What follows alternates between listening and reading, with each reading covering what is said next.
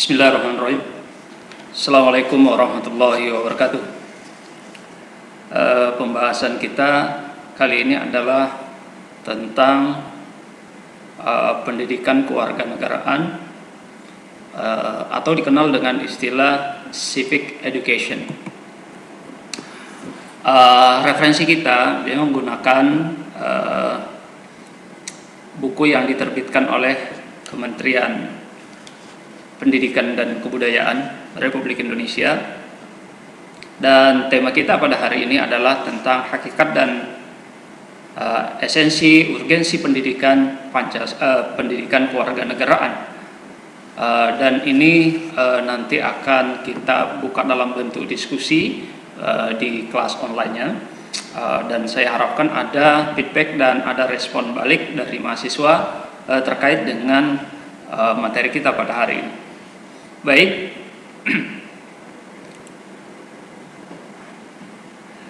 sebenarnya tema sentral kita itu bicara tentang warga negara. Pertanyaan yang sering muncul adalah apa itu pendidikan, apa itu warga negara, apa itu mahasiswa, dan secara komplit kita akan bertanya lagi apa itu pendidikan kewarganegaraan. Dan siapa-siapa yang disebut dengan sebagai warga negara? Apakah secara keseluruhan semua orang Indonesia disebut sebagai warga negara? Nanti kita akan masuki dalam bentuk diskusi. Kemudian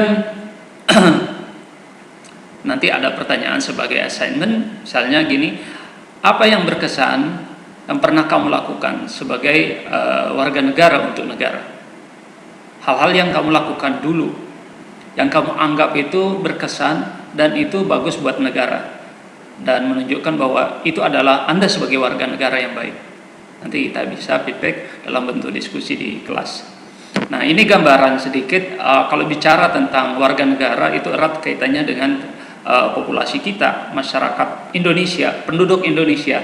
Nah, kalau berdasarkan data dari sini kita lihat ada statistik, misalnya kita peroleh sensus tahun 2020, kan tahun lalu berarti, bagaimana jumlah penduduk kita, dan kita lihat dari 270 juta penduduk Indonesia itu kita bisa pilih ada berapa di sini. Ambillah kita misalnya yang paling banyak adalah generasi Z yang lahir pada tahun 1997 sampai 2012. Perkiraan usia sekarang 8 sampai 23 tahun. Berarti ini adalah jumlah terbanyak dari komposisi masyarakat kita dalam sensus itu. Ada sekitar 27, hampir 28% generasi Z, ya. Kemudian kita masuk ke generasi milenial yang jumlahnya lumayan juga banyak, sekitar 25,87%. Ini mendekati angka 26%. Ini berarti rentetan berdekatan dengan generasi Z tadi. Generasi milenial yang lahir tahun 1981 sampai kelahiran 1996. Diperkirakan sekarang berusia sekitar 24 sampai 39 tahun. Itu generasi milenial. Mungkin familiar di kita ya, di sosial media, kemudian dalam pergaulan kita sehari-hari kita mengenal istilah generasi milenial. Nah, ternyata generasi milenial itu pun ada batasan dari sisi kelahiran. Kenapa dibedakan? Ini beda dari sisi pengamatan, kesukaan, kemudian kecenderungan dari masyarakat ini. Nah, sementara generasi Z tadi ini kecenderungannya lebih aktif lagi di dunia digital, ya. Jadi generasi Z, generasi milenial, kemudian generasi agak tua, dari komposisi penduduk kita yang 270 juta itu ada sekitar 21,88%, mendekati 22%. Yang disebut dengan generasi X. Nah, diperkirakan lahir sekitar 1965 sampai 1980. Kalau berdasarkan info ini berarti saya masuk di kategori generasi X. Generasi X. Diperkirakan usianya saat ini 40 tahun sampai 55 tahun. Ya, sekitar 40 tahun sampai 55 tahun. Luar biasa. Dan lebih sedikit lagi, ini adalah baby boomer, berarti generasi sesudah saya gitu ya. Nah, yang saat ini yang generasi X itu kebanyakan saat ini di usia 40 sampai 55 tahun adalah orang-orang yang sekarang berada banyak di sektor-sektor pemerintahan, yang mengisi banyak ruang-ruang ruang-ruang publik, baik di pemerintahan, di swasta, korporat dan lain sebagainya. Dari sisi umur ini menunjukkan bahwa di usia 40 tahun sampai 55 tahun itu adalah kebanyakan orang tua yang saat ini menjadi orang tua saat ini, dan anaknya sekarang sedang kuliah, yaitu masuk di generasi milenial dan generasi Z ya, karena di angkatan 2019 2018 mungkin masuk ke generasi Z ya. Nah, Anda adik-adik sekarang yang ada di kelas saat ini masuk di kategori Gen Z atau generasi Z. Dan orang tuanya ada di generasi X. Kemudian yang kita bahas tadi, baby boomer itu adalah 11,56%. Ya, 11,56%. Itu yang diperkirakan lahir 1946 sampai 1964, dan diperkirakan sekitar 56 tahun sampai 74 tahun saat ini. Berarti kakek kalian ya masuk, mungkin kebanyakan adalah kakek-kakek nenek dari adik-adik sekarang ya, atau orang tua dari kami yang generasi X. Itu komposisi dari jumlah penduduk kita. Dan yang lebih kecil lagi ada pre-boomer ya. Pre-boomer ini kakek kami lah ya, yang lebih tua, sepuh sekali, sudah berusia sekitar 80-an ke atas, 90 tahun, 100 tahun, dan itu populasinya sedikit, sekitar 1,87%. Dan yang paling muda ada sekitar 10%, 10,88% tepatnya, yang diperkirakan lahir 2013 ya, yang sekarang usianya 7 tahun. Berarti adik-adik kalian usia seperti itu, dan jumlahnya lumayan banyak, sekitar 10%. Ini disebut dengan generasi post Gen Z, berarti post generasi Z. Baik. Kemudian sebaran penduduk kita yang jumlahnya luar biasa itu dari 270,20 juta jiwa itu sebarannya di sini. Ini adalah pulau Indonesia. Sebarannya kita lihat 56%-nya itu ada di Jawa. Ya. Kemudian terbanyak kedua adalah Pulau Jawa. Di luar Pulau Jawa adalah Sumatera. Pulau Sumatera sekitar 21,68%.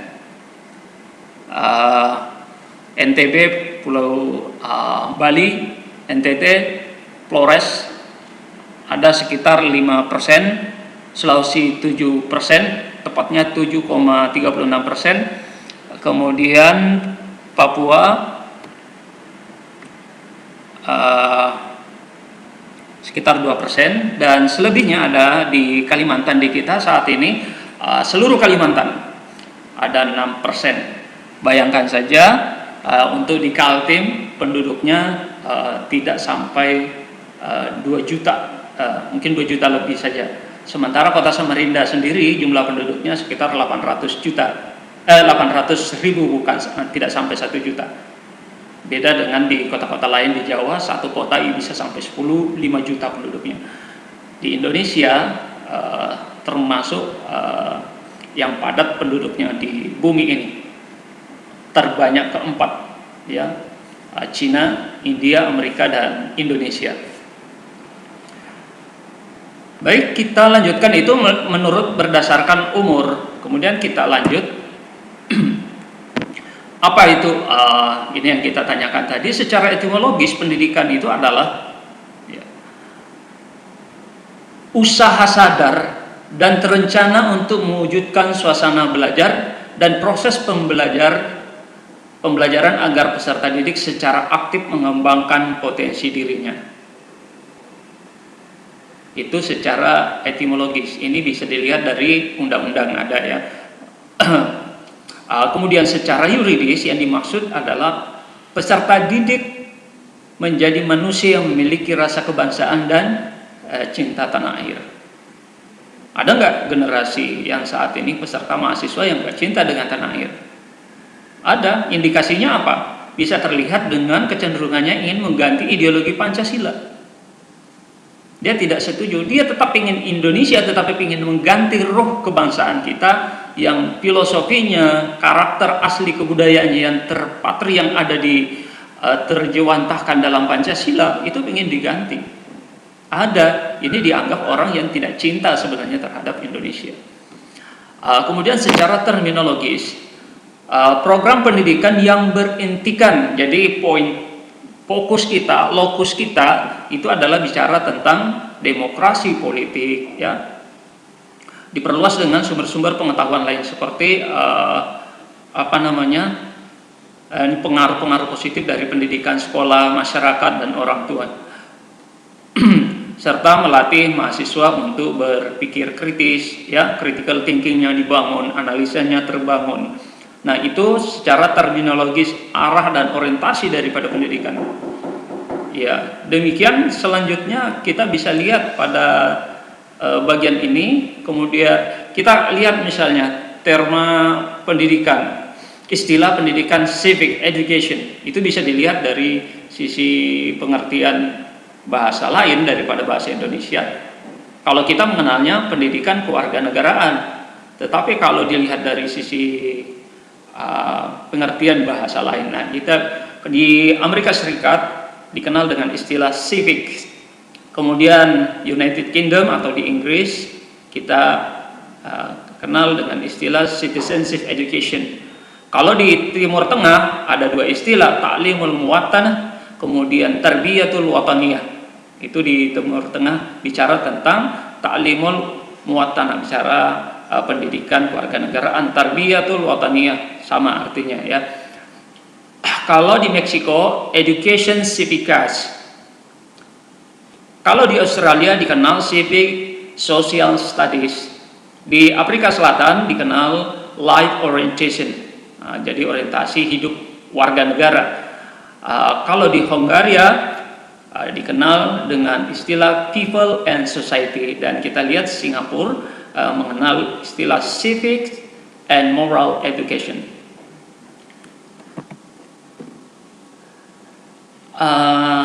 Pertanyaan kemudian adalah kenapa dianggap perlu civic education ini? Sini, karena kita pinginnya masyarakat itu, kalian adik-adik sekalian nanti begitu terjun di masyarakat, lulus sebagai sarjana, harus punya kecakapan di bidang ini. Artinya punya pemahaman dan kesadaran. Maka yang dibutuhkan adalah smart and good citizen. Jadi cerdas dan warga negara yang baik. Karena itu akan punya dampak terhadap berlangsungan kita sebagai bangsa dan negara yang sesuai dengan demokrasi konstitusional kita. Kemudian kalau lihat dari sisi sejarah, ya, civic education itu awalnya itu diselenggarakan bukan dari perguruan tinggi saja, tetapi kebanyakan organ-organ taktis yang melakukan pendidikan. Itu dilihat dari pergerakan-pergerakan yang terjadi sebelum kemerdekaan. Kalau bahasa Latif itu mengutip dalam buku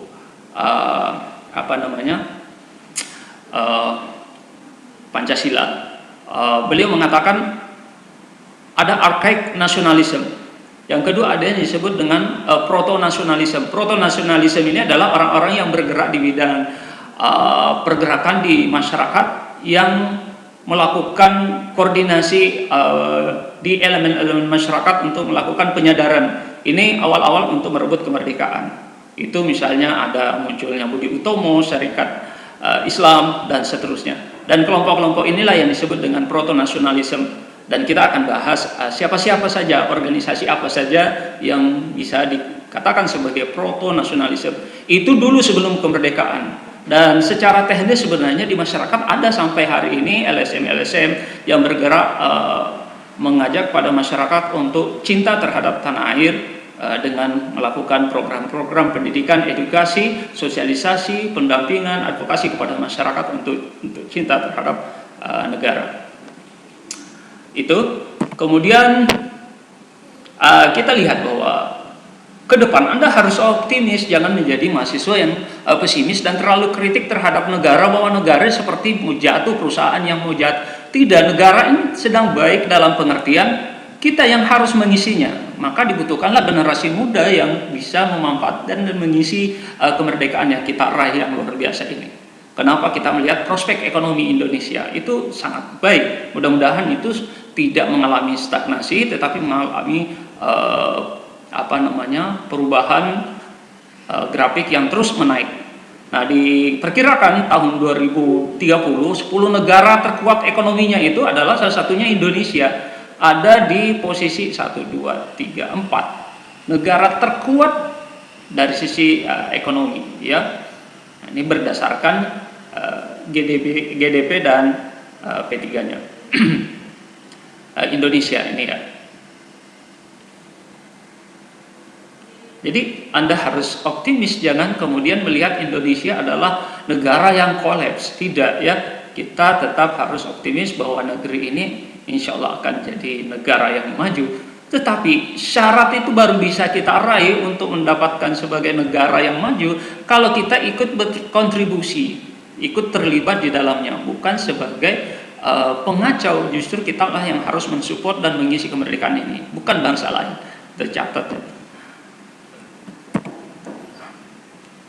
Kenapa demikian? Kita lihat ada pernyataan Aristoteles mengatakan different constitution require different types of good citizen because they are differential of civic function. Jadi perubahan yang signifikan terhadap sebuah negara itu juga akan menuntut masyarakat yang menjadi baik di dalamnya. Kalau misalnya ada nuansa sekarang, nuansa reformasi baik di sisi birokrasi, pendidikan, kalau kita tidak imbangi dengan perubahan itu, ya kita tidak akan pernah selaras dan itu tidak dibutuhkan. Dan kitalah yang kemudian terasing dari perubahan itu. Jadi kita yang harus menyesuaikan dengan perubahan-perubahan itu. Ini merupakan tugas yang bisa kita berikan kepada mahasiswa, tapi mungkin saat ini saya tidak berikan tugas dulu. Misalnya di pertemuan berikutnya kemungkinan akan ada tugas, ya, semacam assignment. Misalnya, berikan alasanmu, apakah Anda sebagai mahasiswa merasa cukup penting dalam mengisi kehidupan berbangsa dan bernegara di masa akan datang. Apalagi dari sisi sektor ekonomi perkembangannya luar biasa, dari sisi digital. Apakah kita siap masuk di zona industri 4.0 atau 4.0? Revolusi industri ini, kalau kita tidak isi, ya kita juga akan tersingkir. Sebagai warga negara Anda harus lihat itu. Bahkan di negara lain sudah bukan di 4.0, tetapi sudah 5.0. Ini perubahannya sangat signifikan dan cepat. Tanpa ada percepatan adaptasi yang radikal dari kita sebagai warga negara, maka kita akan selalu menjadi korban dalam tanda kutip sebagai sasaran konsumen dalam berbagai macam kepentingan dan produk global. Mungkin itu bisa ditangkap pesannya, dan saya kira nanti diskusinya lebih banyak ke sini sebenarnya untuk menjawab tantangan-tantangan kita di masa akan datang. Mungkin itu pengantar dari urgensi, pentingnya dan hakikat serta esensi pendidikan kewarganegaraan, civic education bagi peserta didik kita. Terima kasih atas perhatiannya. Saya akhiri. Assalamualaikum warahmatullahi wabarakatuh.